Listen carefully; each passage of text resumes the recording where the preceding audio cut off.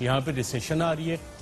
Recession technically اس کو کہتے ہیں ارشد کے 2 سہمائی لگاتار اگر معیشت کی رفتار جو ہے وہ صرف کم نہیں بلکہ منفی ہو جائے، یعنی پہلے سے بھی کم ہو جائے، تو اس کو ٹیکنیکلی ریسیشن کہا جاتا ہے، جو پاکستان میں کبھی تاریخ کے اندر ہوا نہیں، کیونکہ یہاں پہ اگر مشکل بھی آتی ہے تو رفتار معیشت کی بڑھنے کی کم ہو جاتی ہے۔ اس طرح پچھلے سال جو ہے وہ بڑا مشکل سال تھا، بیلنس آف پیمنٹ کرائسس تھا، لیکن اس کے باوجود 3.3% اضافہ ہوا معیشت کی سائز کے اندر۔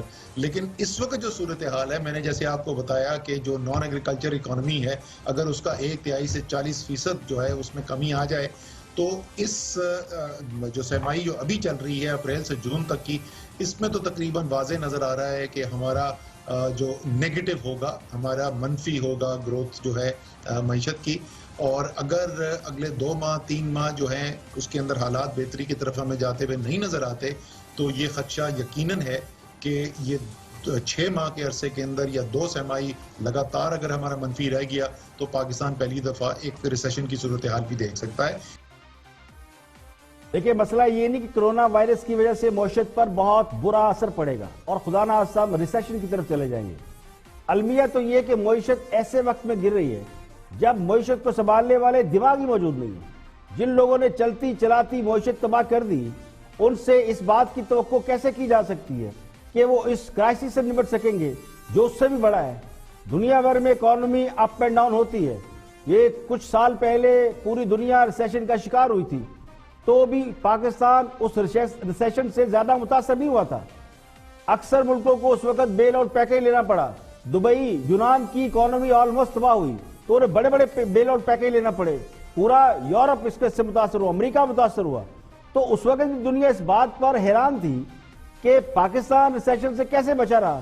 عالمی اقتصادی ماہرین نے اور بڑے بڑے ملکوں نے اس وقت یہ شک ظاہر کیا تھا کہ چونکہ پاکستان میں لوگ ٹیکس نہیں دیتے، گرے اکانومی بہت زیادہ ہے، اکانومی رجسٹرڈ نہیں ہے، تو گرے اکانومی کی وجہ سے ان کی بچت ہو گئی ہے۔ اب تو وہ گرے اکانومی بھی نہیں رہی، کیونکہ سرمایہ کار اگر پہلے ٹیکس چوری کر رہا تھا یا چھپ چھپا کے کام کر رہا تھا، کسی طریقے سے پیسہ بنا رہا تھا لیکن معیشت میں ان پٹ دے رہا تھا، اب وہ بھی نہیں ہے، کم از کم پولیٹیکل لیول پہ تو موجود نہیں ہے۔ اب بھی جو معاشی ٹیم ہماری کام کر رہی ہے وہ پولیٹیکل تو نہیں ہے، وہ تو عالمی اداروں میں کام کرنے والے لوگ ہیں، ان کو ادھار پہ لایا گیا، وہ معیشت چلا رہے ہیں۔ تو یہ ہمیں سب سے بڑا ڈس ایڈوانٹیج ہے۔ لیکن ایک ایڈوانٹیج جو ہمیں ہے وہ ہماری زرعی پیداوار کا ہے۔ پاکستان بہت بڑا زرعی ملک ہے، تو ہماری زرعی پیداوار کا یہ جو وبا پھیلی ہے اس سے کوئی زیادہ ایفیکٹ آنے کا خدشہ بہت کم ہے۔ یعنی کرونا کی وجہ سے ہماری زرعی پیداوار کم ہو جائے گی، اس کا خدشہ بہت کم ہے۔ اگر پیداوار ہم نے پوری حاصل کر لی تو تھوڑے بہت بھی اگر ہمارے پاس سمجھدار لوگ ہوئے اور زرعی پیداوار ہماری ٹھیک نکل آئی تو پھر ریسیشن کا سوال ہی پیدا نہیں ہوتا۔